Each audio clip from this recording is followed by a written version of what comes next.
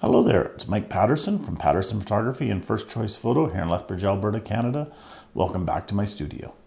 Well, now that I've ruined your whole interpretation of how much you should charge, and you sat down and you've taken a look at your price list and you realize just how much you're not charging the correct amount, what should you do? Putting it off won't work. You need to address it immediately. Now, I can tell you from experience that changing your prices, raising your prices in any way is going to affect how many customers you have. Customers are usually 99.9% drawn to a business because not only the quality is good, but the prices are what they consider is reasonable. When you change your prices, you're going to change a lot of your clients that come to you. You may have a client that has used you over and over and over again for doing business portraits because you're only charging them $25 for a business portrait.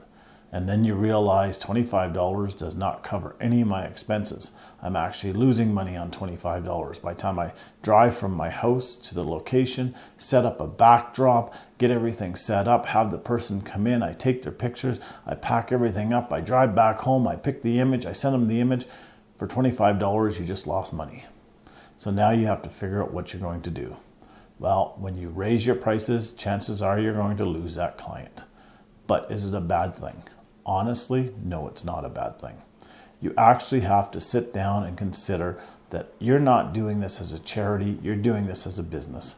If a client cannot or will not use you for a reasonable fee, then it wasn't worth having that client, and that can be hard to do. If you have prices, let's say for business portraits, and you know that at $25 or $30 that it's just not profitable, and you've calculated everything I've told you over the past 3 videos, and you said, I need to charge a minimum of $150 for a business portrait, increase your prices. You can explain to the client when they contact you that your prices have changed. You can explain why, but don't budge on it. People will be upset. You may lose some clients. I can guarantee you will lose some clients.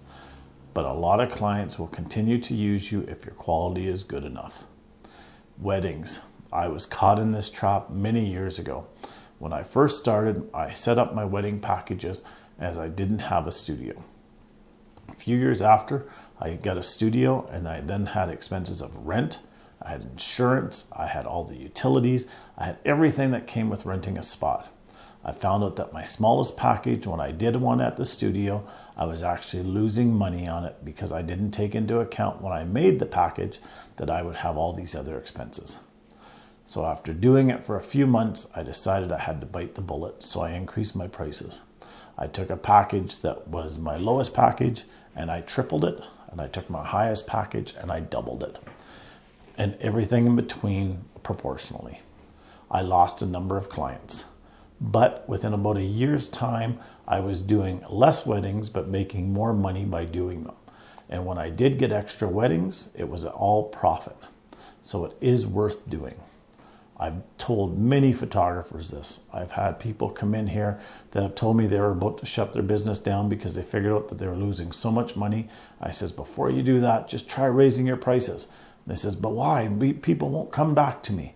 I says, you're going to lose a lot, but maybe they'll come back.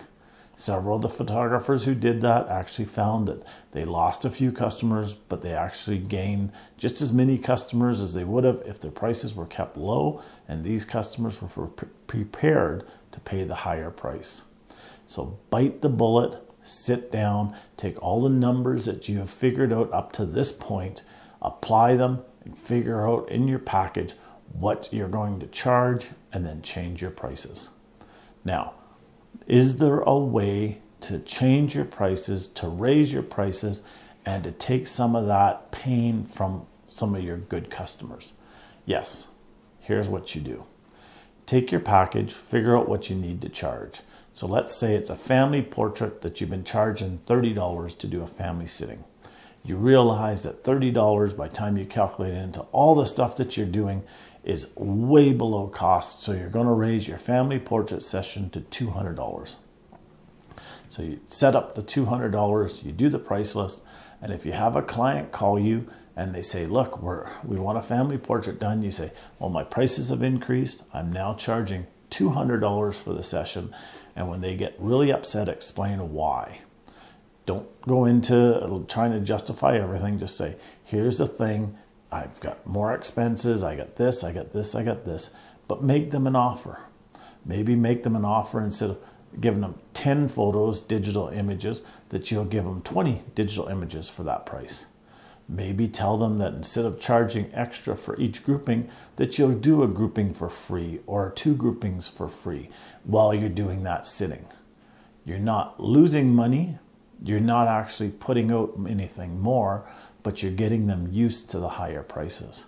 Tell them it's a special. Tell them it's a deal.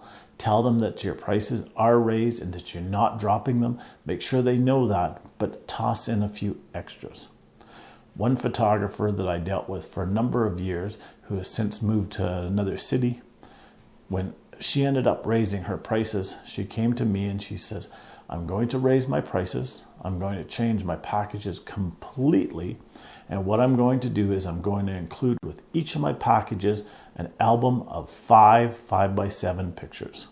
She went to a store in town and she found an album that took 5 5x7 pictures in it. And actually it took 6. I'll explain why. In the album, she then bought a bunch of these albums, and every time she did a family sitting, she came in and she had 5 images printed from the sitting. She took that cost, it was in her package, and on the 6th page that she had in the album, she put in a referral coupon, if you want to call it, or a coupon that would bring the person back in the future. So if she was doing a maternity session, she would put a coupon in the back that would give them a free or a discounted 8x10 print should they buy a baby session. If she was doing a family session and there was somebody in there that was getting married, she would put a coupon in the back that would give them an extra picture or an extra hour of coverage or something on one of her packages, so that when they booked her for the next thing, that they would actually have a benefit of using her again. Her package prices stayed the same. She kept them up there. She kept them up at the level that she wanted them, but she tossed in things that didn't cost her a lot to do. This way, her packages all of a sudden seemed to her clients to be much more valuable. A 5x7, people looked at it and says, your 5x7s, I think at the time hers were $35 a piece. She says, you're going to give us 5 5x7s? Well, that's worth right there over $100. Well, that's a good benefit, seeing that you've increased your price by $150 and we're getting $100 worth of product. That looks really good. In actual fact, her cost on the 5x7s and the album was under $20. She put in something in her package that looked very valuable to her clients. She kept her prices high and she made a very, very good living after that. She raised her prices a couple more times, just in smaller increments over the years, to justify newer equipment or different things that she did, but her clients stayed with her. So I hope that you have the nerve to sit down and calculate everything, to figure out what you're worth, and to actually make that change now so that you're actually making money in the future. Have a great day. We'll talk to you soon. I hope you have good success with your business.